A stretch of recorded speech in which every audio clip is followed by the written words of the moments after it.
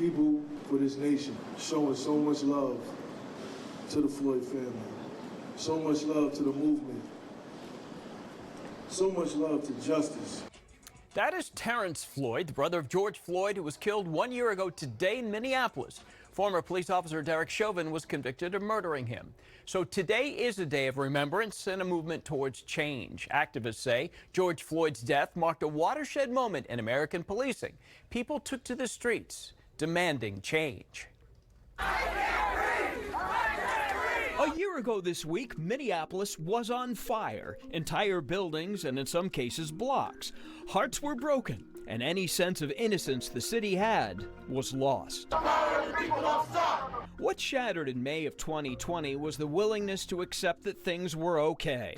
Well, I was feeling pretty much just frustrated, scared to a certain extent. I'm thinking about my children.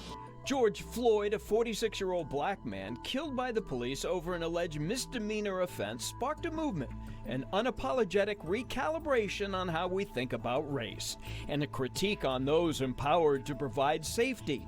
I come to tell you, America, this is the time of dealing with accountability in the criminal justice system. When George Floyd cried out, "Mama," and when he called out, people from all over the nation came. And those people showed up here. George Floyd's death was different. It was undeniable. Nobody could deny what that cell phone video said about us. That changed the world. Floyd's giving heart and fight for others evident in his daughter. I know what I want to be when I grow up. What? I want to be a doctor. You want to be a doctor? Mm-hmm. That's a lot of school. Mm-hmm. I'll take care of people.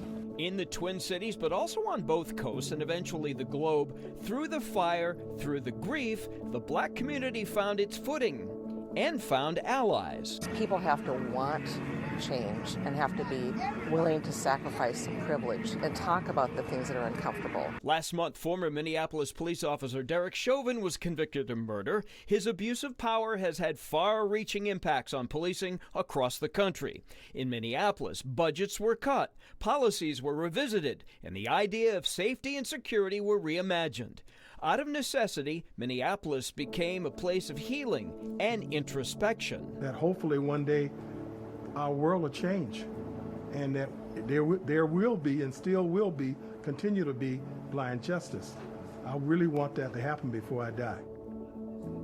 The man convicted of killing George Floyd is behind bars, but some activists say it's just a small step in the march toward justice.